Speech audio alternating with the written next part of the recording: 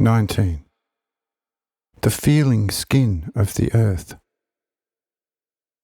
27th January, 1847.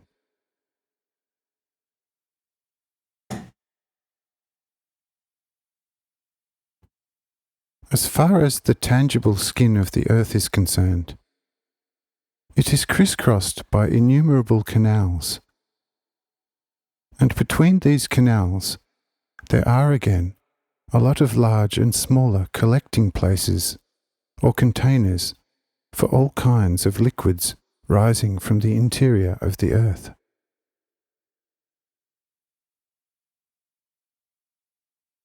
Also again such containers which take up the retrograde juices and then lead them back into the innermost part of the earth through the already known return canals. These containers, like the lakes on the surface of the earth, have different shapes, but most of them are egg-shaped. The main purpose of these is that the juices that have reached them enter into a kind of fermentation, through which they are separated again as if chemically, and then separated are passed on again for certain purposes.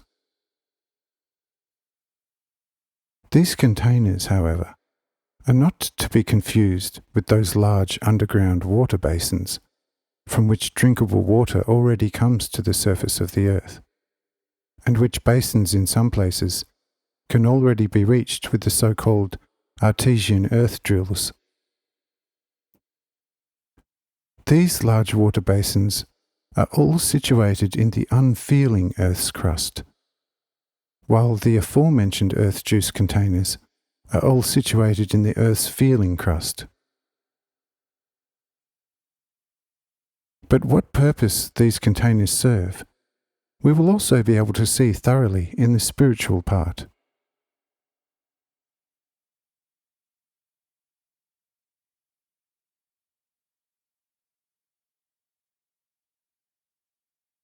That would be one property of this earth's crust. Another consists in a column-like support on which the whole upper, unfeeling earth skin rests, together with its seas, lakes, and mountains. These pillars are first based on the solid earth, and from there they pull themselves up to the surface of the earth like a skeleton.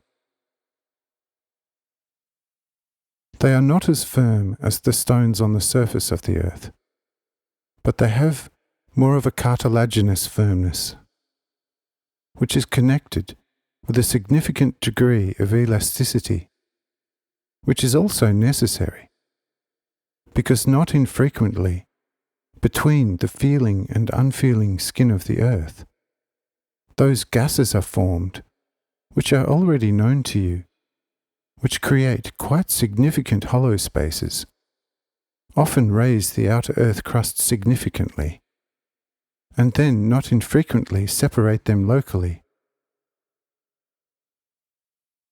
and thereby cause earthquakes and violent hurricanes. If these aforementioned supports were very firm, the surface of the earth, and even more, its inhabitants, would soon be destroyed. But because these supports are flexible, nothing can happen except that some local grains of sand, sometimes some molehills, and sometimes some masonry snail shells of humans, get some small leakage on the surface of the earth.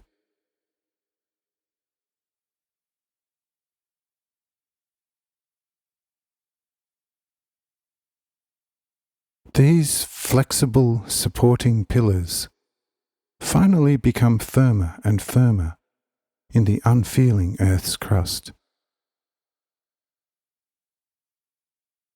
In the same way as the solid bones of animals finally run out into the cartilage, and thus vice versa, as the cartilage becomes firmer and firmer, and finally passes over into the solid bones, These solid bones of the earth are then already visible here and there on the surface of the earth as primary rock, under the name primary limestone, also granite, sometimes also quartz. These types of stone, the further up, the more mixed, thus also the more impure, coarser, harder, and more brittle.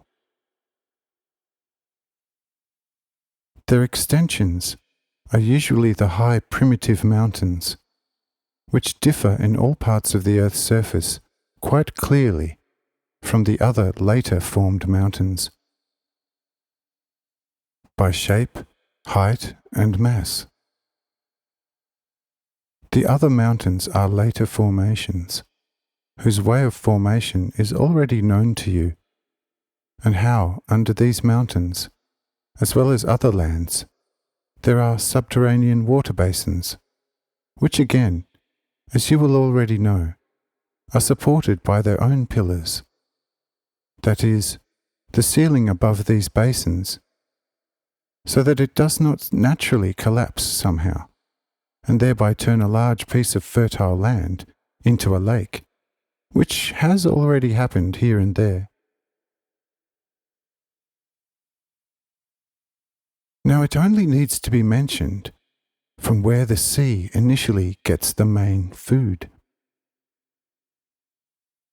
First of all, it gets the main nourishment from the many juicy reservoirs in the tangible skin, which, in a way, form the actual urinary bladder of the earth.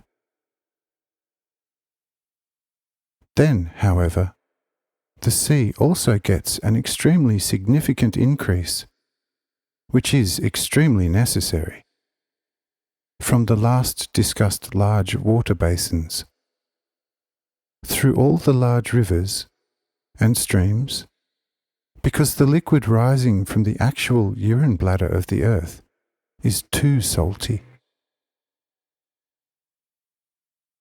And without admixture of the sweet water, would soon change so much into a solid mass that where the sea is now, nothing but sky-rising salt mountains would arise, which would acidify the air over time, so much that no living being could exist there. At the same time, however, this would also cause the dangerous disease of urine blockage in the earth itself, by which the earth would very quickly fully ignite and then completely die, and in such a state would no longer be suitable for carrying any living being, as little as the polar ice would be suitable for procreating and then sustaining a living being.